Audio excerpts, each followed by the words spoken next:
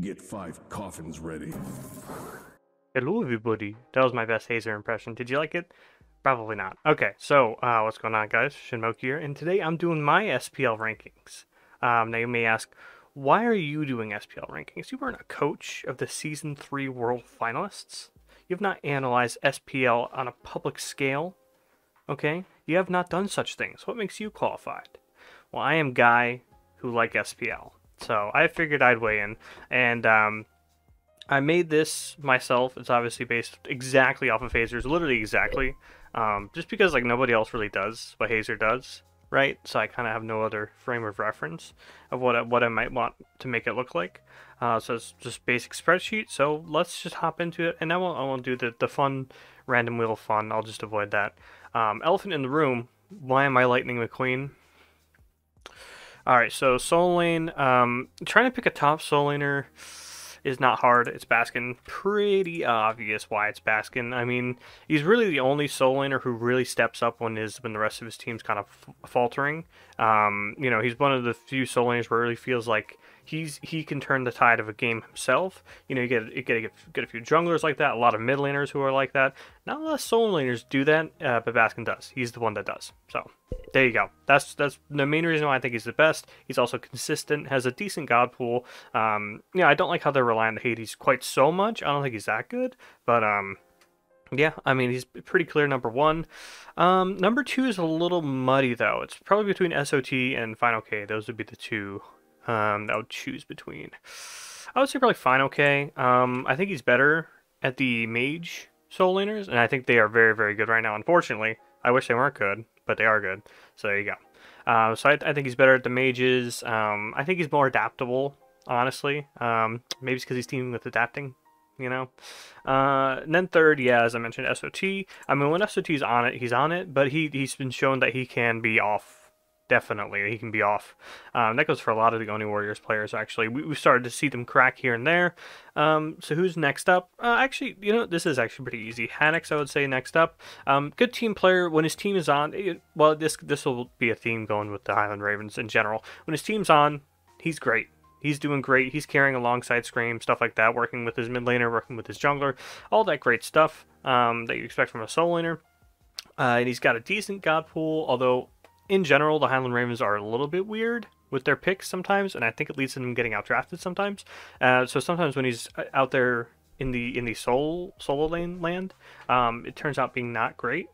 But at the same time, it's like, well, that might be a team-wide issue more like it. All right, who next though? It's a question between Variety and Nika for sure. Those would be my next two. Variety, I would say, has a nicer god pool.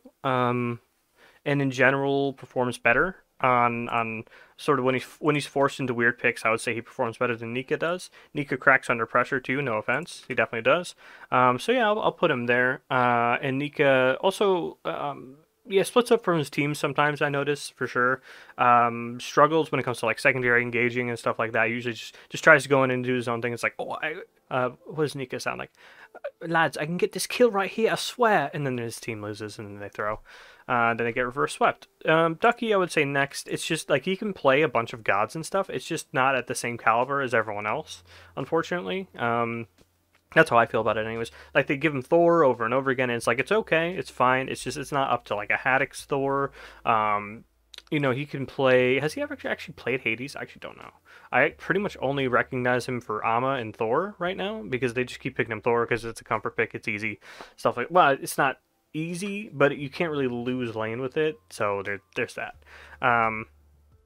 Yeah, I guess that's all I'd say about Ducky. Then last one, Kana. Really unfortunate because he got a lot of hype going into being a new rookie in the FPL. Yeah, it's a shame to see him not do so hot. I mean, he is on ping. I mean, we'll see how it goes later on in the season, but right now, yeah, a little disappointing from Kana, but I wouldn't put him on him personally. He's under a lot of pressure, under a lot of ping, so he is definitely number 8, but I mean, not that bad. I think he can definitely make a comeback. He just also has some communication issues, it seems like, because sometimes he's just like in no man's land. He's thrown a few games that way as well. But all right, let's move on to junglers. Junglers. Who would I pick first? Man, I just see a bunch of interesting people. I would say this has the most, like, interesting with a capital INT in their category. I mean, Panatom's been faltering a bit lately. We're starting to see some cracks in the old Panatom hypercarry here and there, but on the whole, I would say he's still the best. Yeah, we've seen it when you really target out his god pool, target the gods. He likes to play around as well. He can kind of struggle, and don't know what was up with the Odin, by the way. That was strange. We will not talk about the Odin. Um, yeah, and when he gets off the comfort picks, he doesn't look great. But on the whole, his farming, his team fight play is just absolutely insane. Both of those things. That's what you really want from a jungler, right? I mean, yeah, sometimes he gets picked out and stuff like that. But it's just like look at the other names on this list and tell me they don't get picked out. They don't do well when they get off of their comfort picks and stuff like that. So it's just I would still say he's number one. Adapting's been showing a lot. It's just I can't put too much recency bias on this, to be honest. I still think Adapting's number two behind Panatom, but he is slowly creeping his way back up. He's getting more and more comfortable, it seems like. He's having more and more good games, getting that confidence back. That's awesome to see, but on the whole, I'd still say he's number two. He does a lot of the same things that Panatom does. Really exquisite farming, good team fight plays. Well, actually, Adapting does actually a little bit more of the split pushing, the 1-4ing and stuff like that, than Panatom does. A little bit less aggressive. Playing more as like a hypercarry like focusing on hypercarry late game, which is interesting, and I think it works in this meta. And yeah, I think he is the solid player. Now, who's solid enough for number three? Whew.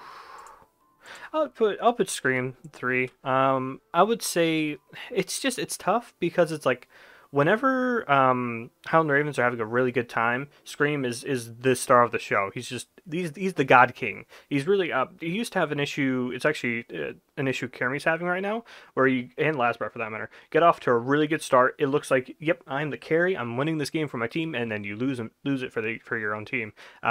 Scream used to do that a lot, to be honest, but I think he's nailed it down now. Now he really knows how to carry those leads, knows how to charge his team forward and stuff like that. I need to listen to their comments better, but I'm pretty sure he's a pretty good shot caller as well now. Herwind obviously takes charge on that team, but yeah, on the whole, I would say he's up there. Oh, but that does, yeah, Twig, Sino, Scream, they're all really close for me, I would say.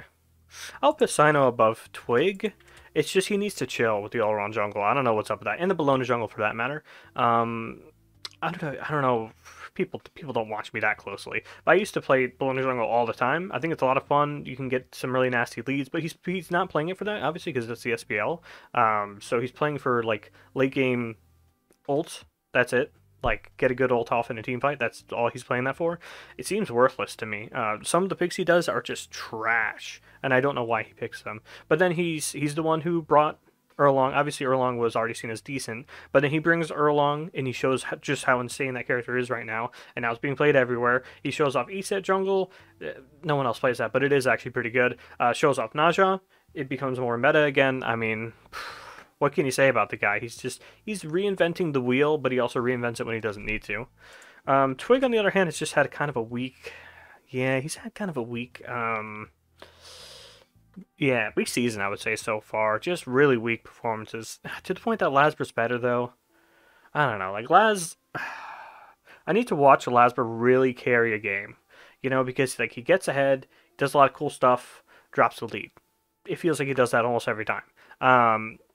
I need to see him be the carry through and through a game, and then I think he would go up there. But Twig has had a lot of problems this season, I would say. Yeah, let's go Lasbra, Twig, I would say. But it's just, I mean, Twig is definitely, he's been making a comeback. He made a comeback this weekend, this last weekend, which, what's his name? I've actually forgot his name. Hazer didn't see at the time he made his power rankings for this month. But yeah, I still think he's just had so much trouble. It's just like, what if he just slips back a little bit and then he just tumbles from there and it's just over. Kirmi, I mentioned, has like the Lasber issue of getting ahead, looking like he's going to carry the game. He's also a really good communicator, really good shot caller, but I think he also tunnel visions a bit, gets a bit overconfident sometimes, blows his lead, and then it's just over for his team. And he's also made some really weird plays sometimes, like in the most recent Glad set, I think it was, he was just like looking for a gank in Neverland, while his team is getting sieged. It's just like, bro, no, you don't need to do all that, bro. Just come onto the Phoenix with us.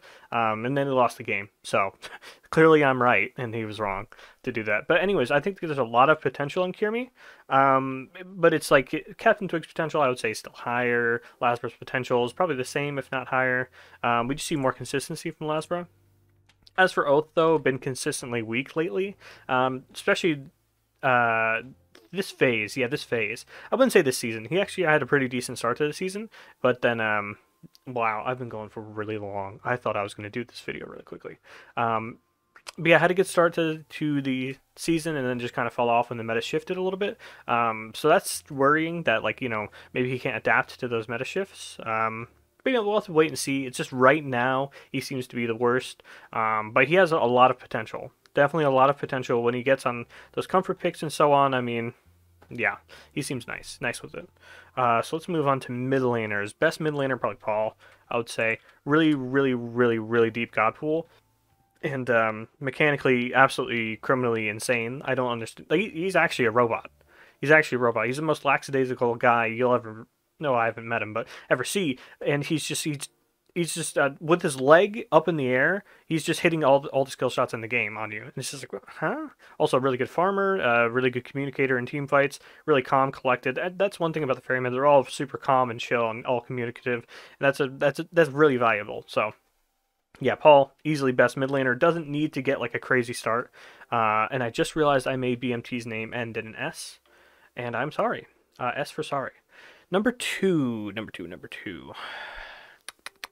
I know Pagon hasn't had the best start to this phase. People really seem to like Shinto. He is good on these assassin mids. I would still say Pagon's better though, on the whole. I think he just brings I think the potential, the ceiling is just a lot higher. Yeah, sure, he doesn't reach it every game, but neither does Shinto. Shinto's gotten, really bad tunnel visions that let his team to lose sometimes and stuff like that. Pagon has just kind of lost bit by bit sometimes. And it's just like, oh, that was just a bad match. Whereas Shinto has made straight up bad decisions that loses his team the game. I haven't really felt that from Pagon, so that's why I think Sheen is just underneath him.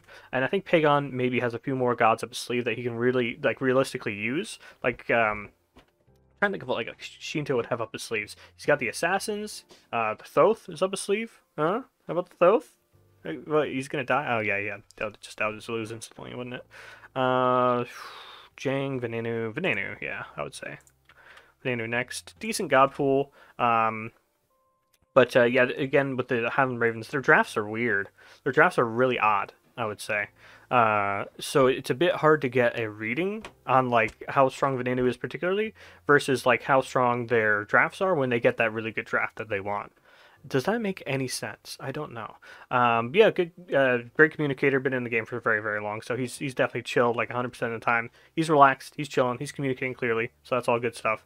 And decent god pool, but yeah, it does seem like when he gets knocked off of those super comfort picks, like Morgan, Baba right now, if he gets knocked off of those, he can go to Scylla, which is okay. But obviously, there's a lot of ways around a Scylla, in a draft. So you could feel a little shaky sometimes when the entirety of the Highland Ravens draft doesn't go the team's way. Venenu seems to suffer a lot. So, let's see who else we got here. Lord Dardesington the third. Jangy Jang does seem good, but I would say Ting's next up. Ting's has a decent god pool. It's definitely not where you'd want his god pool to be right now, considering what's meta. Well, I saved that sentence, didn't I? Yeah, he doesn't have the best god pool for the meta right now. Not the best assassin player in the world or anything. I know assassins have fallen off a little bit. Stat just got nerfed again. But I'm just saying, like the god pool isn't all there for Tings. And I think that's the main issue. He's just not on comfortable characters right now. That's the main thing. But on the whole, still really mechanically solid. And yeah, let's move on to Dardes above Jang. I don't know. I would still maybe put Jang at the bottom because he seems decent. It's just we've only seen one game from the guy, so I'd hate to put him above like Benny Hughes at a full season, right? So obviously season's not done. You know what I mean? He's had a full season so far to show us what he's capable of. And Jang has only had one game where he maybe took people by surprise with how aggressive he was being. I'll think about that. Let's just move Dardes. I'll put Dardes above Jang just for now. He has one of the most weird god pools you'll ever see. You're never going to ban this guy out because you don't know what to ban against this guy. His bans maybe don't even feel worth it most of the time, but then he just carries the games like, oh, okay, we got to ban Hera. We got to ban Erlong mid. Okay, that's interesting. But yeah, I mean, when things are going well for the Jade Dragons, Dardes is right there with them. It just doesn't feel like Dardes is the reason they're doing well. Does that make any sense? Wow, I just noticed all of Jade Dragons are really low. Well, one of them will be high. You know which one. So Jang versus Benny. Benny's just having a hard time. Jang, I think, maybe works in this meta better. I would say, yeah, Benny's just having a rough time, and they need to not give him Ra, not because he's bad at Ra. Benny's the best Ra in the world, probably. Maybe Veneno is better. I don't know if Herman still plays it, probably not. Yeah, probably the best Ra in the world, but you can't play Ra right now, you know what I mean? And it's just like, oh, let's get Benny on a comfort pick. Oh, we lost, because that does not matter at this level, so a little rough, a little rough. I feel like he should be able to play Assassins, right? I don't know. But then he just kind of doesn't. It's weird. And if you wanted to put Snoopy mid, I mean, he'd be in the bottom. It's just pointless to put him in mid because the obvious worst. I mean, yeah, that just was not good. So let's move over to support. Number one support. Number one support. I mean, Jean is good. I like Jean. Wow, this is actually hard. I would say on the whole... Oh, wow, I misspelled Rongy's name. On the whole, I would say Aurora, probably the best. It's tough, though, because he suicides a lot. And if he gets on an uncomfortable pick... Well, not even uncomfortable. Like for instance, Ares. Ares should be a comfort pick for Aurora, right? But he's just going to lose. Maybe that's like the same thing as like the Benny Q situation, where it's like, oh, let's get Aurora in a comfort pick. Oh, his comfort picks aren't good. Oh, okay, we just lost. Yeah, so I think if you try and read what the Ferrymen are trying to do with their composition and draft accordingly, I mean, you can put Aurora in a bad situation. But when Aurora's on a good situation, sheesh, that guy's nuts. Probably the best in the league. Probably, though. It's tough. This is actually tough. I don't know. Can I just delete it? I can. Oh, but the color stays? Okay. It might be PPM. I don't know. And PBM suicides, right? But it's like, when he has his team behind him, oof, he makes all the right calls in a team fight, if his team's behind him. Ronnie's really good too, pretty consistent. Not the best laner though, I found. When I was looking back on games to, yeah. I mean, the rating will go quick, don't worry, because I'm obviously sorting it out now in my head before I place anybody. Genetics is really solid though. I mean, the Maui game, we don't need to talk about that. You know, I would say Genetics is probably the best. I would say Genetics is the best. Like, yeah, the Maui wasn't great, but he has a lot of decent picks. He's good at most gods. His decision making is pretty solid. He's gotten picked, definitely, several times, but when you look at the support role, like, all of these guys have gotten picked several 100,000 times by now. Because they just suicide for the team. So I would say that puts Aurora second, Ronnie third. PBM fourth, though, is rough. Yeah, maybe PBM fourth. Okay. I thought I overwrote the Rongi. Okay, then Herwin there. Herwin seems good as well. He's really getting into this role, which is always exciting to see. He's really improving a lot, getting a bigger god pool under his belt. Yeah, and he seems to be able to flex between being passive and aggressive. Maybe that makes him better than PBM. Okay, yep. Okay, good. Yeah, I would say actually he's like one of the best assets of Highland Ravens, I would say. An underrated asset. Thought of something dirty to say, I won't say it. Quig, yeah, Quig's doing rough right now. Who am I missing? Oh, Jake. Yeah, Jake is, he definitely does the whole suiciding for the team thing a bit too often. But on the whole, I mean, his mechanics are definitely still there, still crazy. Just keep these support players off of Ares, and yeah, they're golden. They're golden, dude. Quig versus Ma. Neil Ma, he's getting back into it, right? But Quig had a whole 2 phases before this. Actually, is this the 3rd phase or the 2nd phase? I don't even know after that stupid long break we had. Ma, I would say here. Quig on the bottom, I guess. They definitely found something this weekend with the Aphrodite. That seems like a really good comfort pick for him, but you can't just choose one good pick and just stick with that for the rest of the season, right? That's just not going to work at this point. There's going to be a draft around it somehow, somewhere along the lines. So let's get to ADCs. Vape, I wouldn't say is number one, but he's going to be really, really high. PCAT seems really good right now. There have been a few times where he seems uncomfortable, and that's unfortunate. Same with Yarkor, where it's like, you know the mechanics are there. You know the 1v1 potential is there. He can smoke anybody on a good day. But it's just not there for him right now. It's really not gelling. For someone like Cyclone Spin, though, it seems like it's all gelling all the time, right? I would say, yeah.